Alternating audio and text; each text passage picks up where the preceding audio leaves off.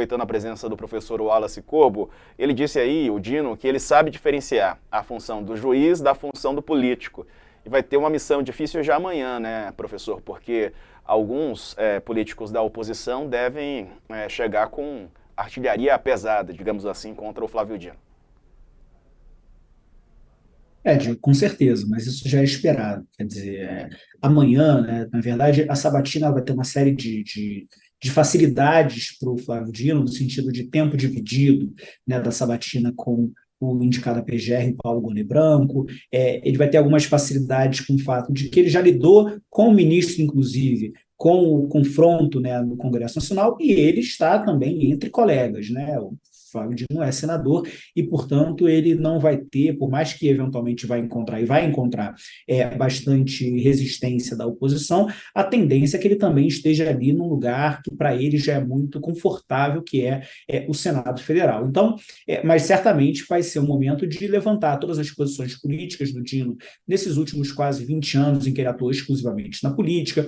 Certamente vai ser um momento para ele ser pressionado a falar sobre determinadas posições até mesmo polêmicas. A gente tem que lembrar que a distinção entre juiz, né, ou entre direito e política, ela existe, mas às vezes ela fica um pouco difícil de tecer, até mesmo para ministros do Supremo Tribunal Federal, nem sempre é tão claro dizer onde a política começa, onde o direito começa, então em algum grau ele pode ser ali pressionado a falar alguma coisa, mas de novo, quando nós chegamos nesse ponto da sabatina e considerando tudo que já está dito e colocado no debate público, a gente tem que lembrar também que senadores tendem a não gostar muito de criar desavenças ou criar inimizades com aqueles que parecem que vão ser aprovados pelo Supremo Tribunal Federal. Então, também não esperaria, salvo uma ou outra situação fora da curva, não esperaria grandes embates no Senado Federal de senadores que hoje entendem uma função muito importante do Supremo Tribunal Federal, que infelizmente se tornou a mais importante ou a mais visível para eles, que é a função de julgar os crimes praticados também por parlamentares. Vamos ver o que vai acontecer amanhã, Diego. É isso, Carla. E a sua expectativa para essa sabatina também? Como é que estão circulando as informações aí em Brasília? É uma semana agitada em Brasília, que hoje a noite será longa, amanhã é o dia mais ainda. A gente não sabe qual que é o tempo, né, que vai durar essa sabatina, dado que também, junto com o Flávio Dino, vai ter a sabatina do indicado a PGR, o Paulo Gonet. Então, a gente está naquele, talvez conclua tudo amanhã, talvez passe o plenário para quinta-feira.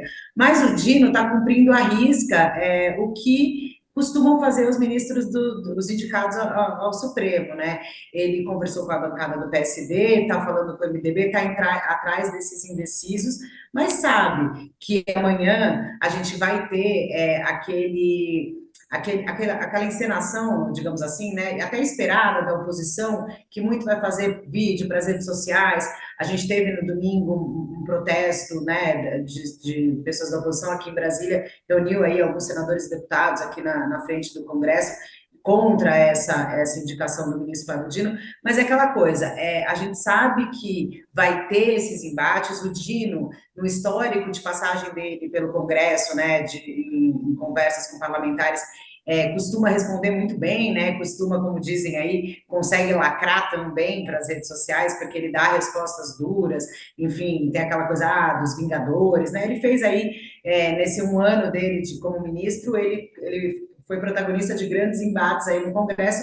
Na sabatina, a gente não espera que esses momentos vão acontecer também, a gente sabe que vai ter esse enfrentamento, mas o resultado, Diego, tanto do pessoal do governo quanto da oposição, o que se fala é que ele será, sim, terá o seu nome aprovado, assim como o Bonet. E aí a expectativa em relação ao Bonet, do que tem falado, é um pouco dele mostrar o seu lado conservador aí, nos costumes e tudo mais, pode ser que isso seja explorado também.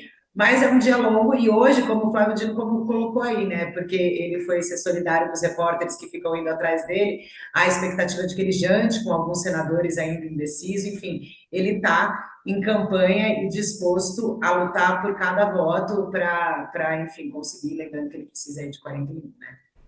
Verdade, Carla. Couto, e aí, expectativa? Qual deve ser o clima amanhã? Lembrando que pode mudar, até o senador Alessandro Vieira vai entrar com uma questão de ordem logo no começo da sessão para pedir questionar, né, o fato de serem duas sabatinas ao mesmo tempo. Além do Dino, o Paulo Gonet também vai ser sabatinado, candidato à PGR, e pela primeira vez os dois vão ser sabatinados ao mesmo tempo, coach.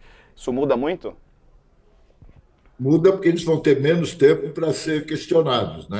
Então, como o professor Corpo já falou, né, vai facilitar para ambos, né? Eles vão ter menos tempo de exposição ali, menos chance de errar, vamos dizer assim, né? Agora, o que me chamou a atenção na entrevista do ministro Flávio Dino é o otimismo dele, o semblante dele, muito otimista, né? Ele costuma ser assim, então ele deve ter, nessas conversas, tirado boas conclusões. Eu acho que o clima pode esquentar assim de um ou outro, né?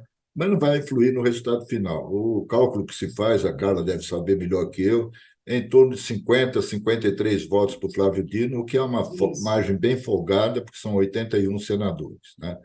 Então, acho que não vai haver surpresa nisso. Ontem perguntaram para ele se ele falou com todo mundo. Ele falou, quase todo mundo.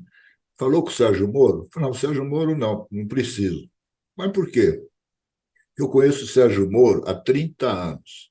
Eu já sei qual é o voto dele. Os dois prestaram concurso para juiz federal no mesmo ano e foram da mesma turma. O Flávio Dino foi o primeiro colocado e o Sérgio Moro, pelo que a gente vê dele falando, né, ele não foi um aluno muito bom. Então, isso aí, o Flávio Dino leva uma grande vantagem sobre o senador Moro. Ô, Diego, posso só complementar, já que Por o Coach favor, falou, claro. a gente tem essa expectativa mesmo, em torno de 50 votos, um pouquinho, 2 pontos para mais, 2 pontos para mais, na verdade, 2 pontos para mais é a expectativa maior. Aí eu só queria lembrar que o Zanin, por exemplo, ele foi aprovado com 58 votos. O André Mendonça, que foi o ministro indicado pelo Bolsonaro, foi com 47 votos.